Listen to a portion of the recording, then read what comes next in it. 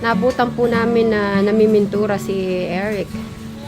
So, alam niyo po ba kung ano pinipintura niya? Yung kwarto niya. So, mamaya sisilipin natin kung ano yung natapos ni Eric. Ayun, no? Aba, tawan-tawa ka pa dyan, ha? Ito, magsabon ka, oh. Hindi matatanggal yan. Ikailag, ano ka ng sabon. Bakit ka nagpintura? Ha? Gusto mo lang? May nagtatanong, na pinapatanong nila, kailan ka daw ulit magpapagupit. Alam nila kasi na meron kang date, di ba? So, kailan ka daw ulit magpapagupit? October. O, narinig nyo po yun, October. So, September. So, after ng September, so October. So, October na po. Di ba, may pera ka? Bigay ni Kuya Tekra mo. Sa iyong pananaw, ano bang mas magandang business? Ayun. Sige na, tulungan mo ako kasi kailangan ko ng makakatulong kung anong dapat natin gagawin. Ano bang maganda? Magtutulungan nga tayo eh.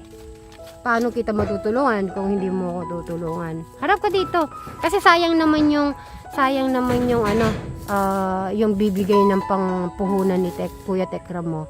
So kailangan natin makaisip tayo kung ano talang gusto mo. Gusto mo ba supermarket dito sa harap? Yung mga feeds, yung mga sa mga animals. Kaya mo 'yan? Okay, nung nag-aaral ka, ano ba talaga gusto mong kurso nun? Hindi, ano ba kurso mo talaga dati gusto mo? Anong gusto mong kurso? Ayun. Hindi, nung nag-aaral ka, anong kurso yun? Yun la, kurso. Ang kurso. Teacher? Why din naman gusto ko? Hindi, ano bang gusto mong kunin no, nung nag-aaral ka pa? Yung may pinapangarap mo pa gusto ko matapos kong ganyan. Di ba nung bata pa tayo, grade 1 pa lang, nag-iisip na tayo pagkalaki ko, pag college ko, ganito gusto ko. Ano bang naisip mo dati? Yung unang-unang mong gustong gawin nung pag malaki ka na? Wala. Sige na, meron sure ako yan. Sure meron, huwag ka mahiya. Anong gusto mong course dati? Yung course. Hindi, anong course na gusto mo nung pagkalaki? Baka gusto ko pagkalaki, gusto ko driver. Di ba yung mga bata ganon? Gusto nila maging driver. Ikaw, ano ba yung naisip mo nun? Meron ka naisip? Huwag ka mahiya. Ano yun? Anong gusto mo course nun? Anong gusto mo nun? Driver?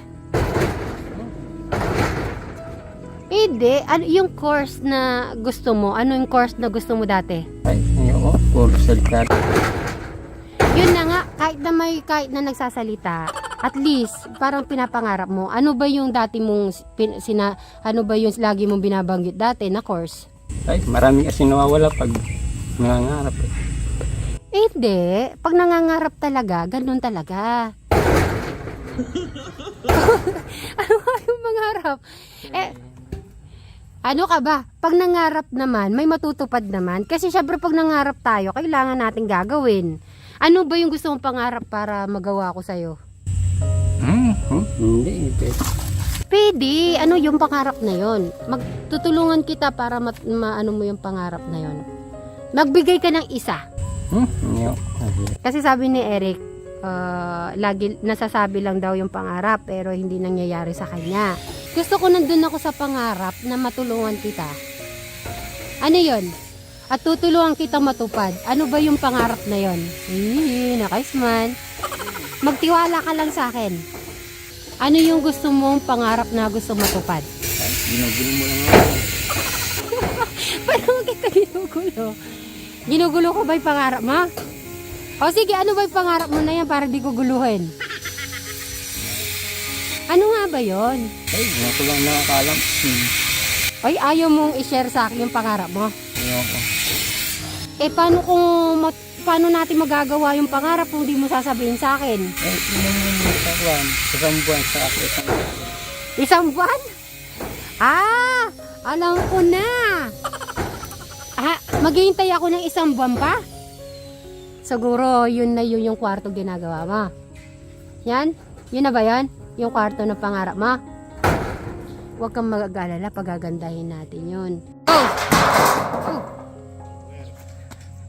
Kunin nyo yan. Kunin nyo na nan. Kunin mo. Isampan nyo na agad sa taas. Yan. Naka 1 point na si Sir Robin natin. Okay, si Eric naman ang mag-try. Nasaan 2 por 2? Ito ata Eric, pwede yan Eric. Ito Eric, yan.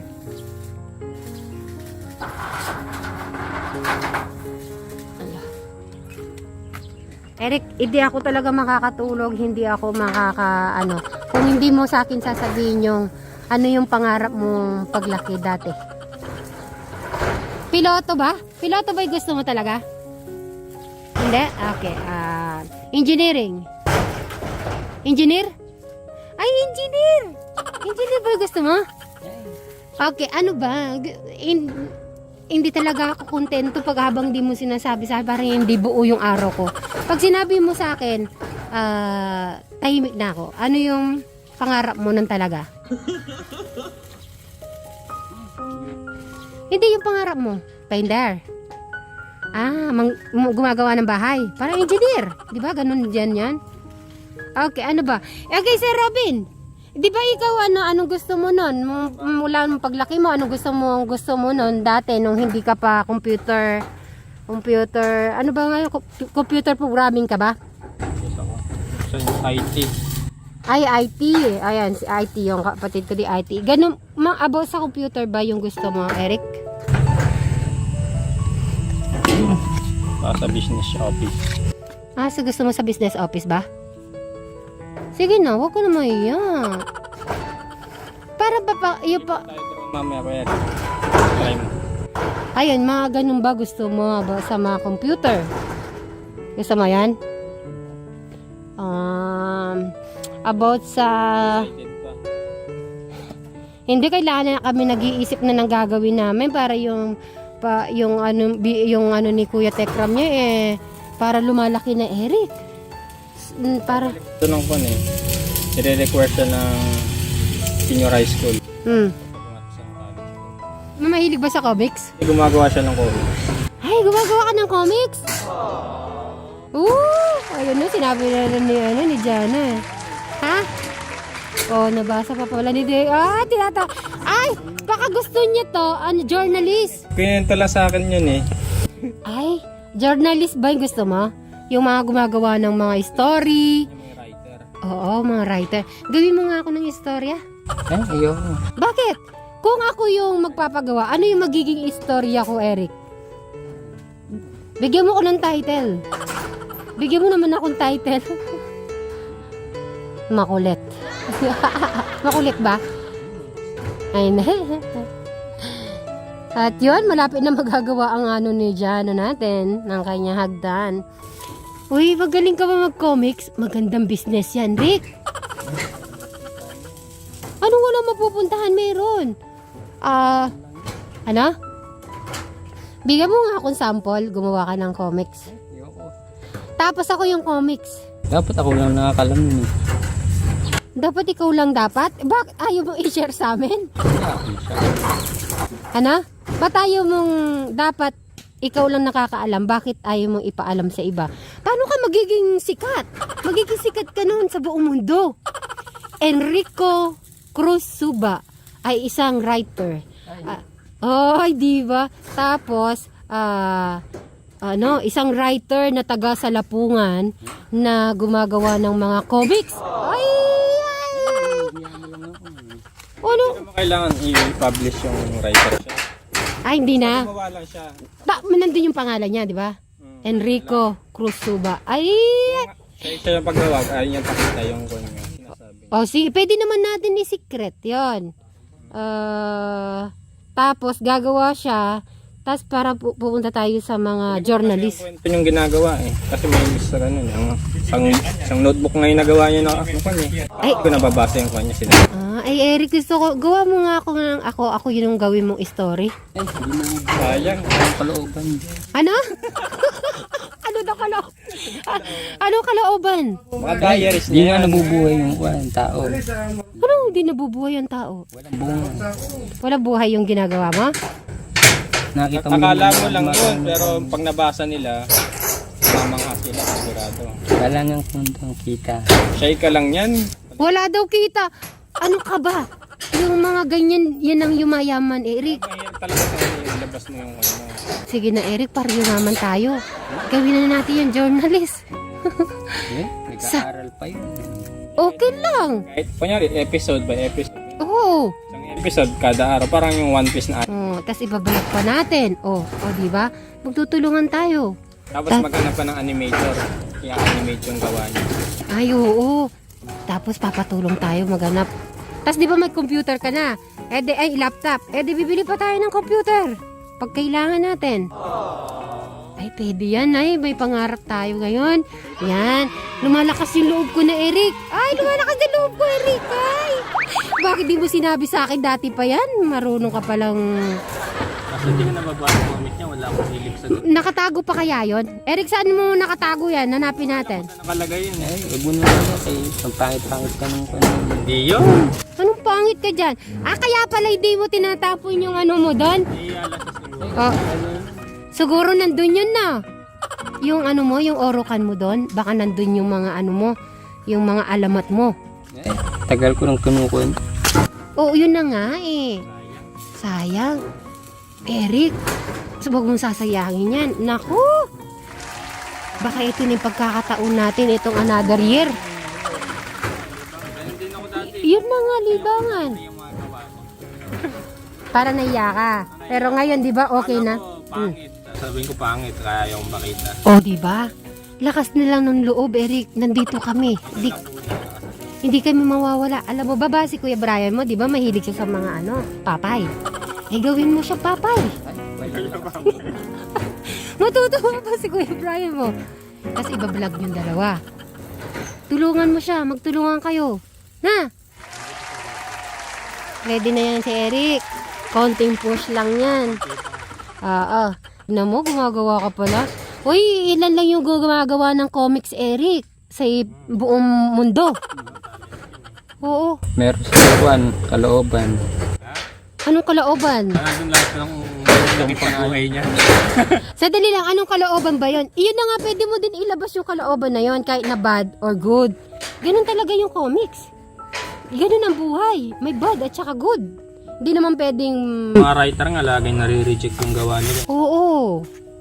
Subukan lang natin, Eric. Sige na. Gusto ko yan. Gusto ko ganyan trabaho dati eh. Sige na. Gusto ko newscaster. Alam mo ba gusto ko newscaster? Pero hindi naman ako maharap. Bakit? Iba yung newscaster kaysa sa vlogger. Writer, di ka na kailangan. Ay, nagbablog din yung newscaster. Writer ka na lang para hindi nakikita sa... Nagbablog ba yung newscaster? Ay, nag-interview. Ay, na-interview. Katulad yung ginagawa ko sa'yo. Oo, di sige na. Mag-ano na tayo. Mag-comics na tayo. Sige na. Kasi minamadali yun. Padahan-dahan. At least, nag-uusap na kami ngayon. Ano ba mga kailangan sa ganun bibili natin, Rick? Ay, bigyan Marami na siyang gamit, mga icon. natin. Mga sketchpad, ayun lang. Ano? Inyo po. Gusto mo lang damo. Di pa naman tayo titigil eh. Hindi mo naman i-start ngayon. Katulad niyan, nakikipagkwentuhan ka na sa amin. Parang ganun lang din yan.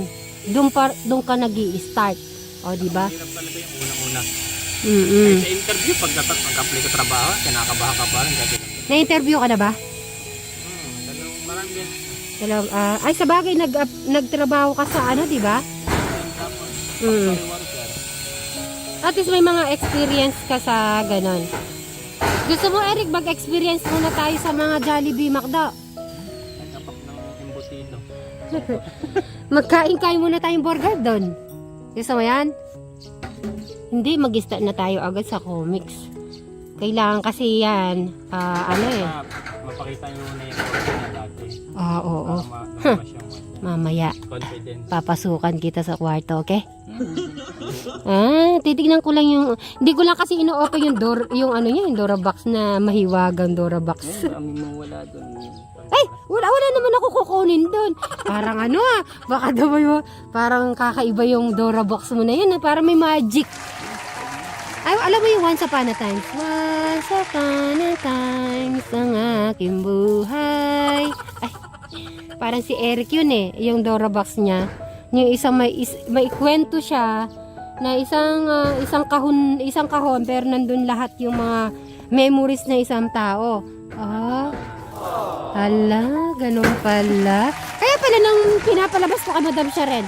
Wag. Papasok ko din yan. Sa madami naman ako nabasa, palitan ko na daw. Ano na si Robin? Okay ka lang dyan.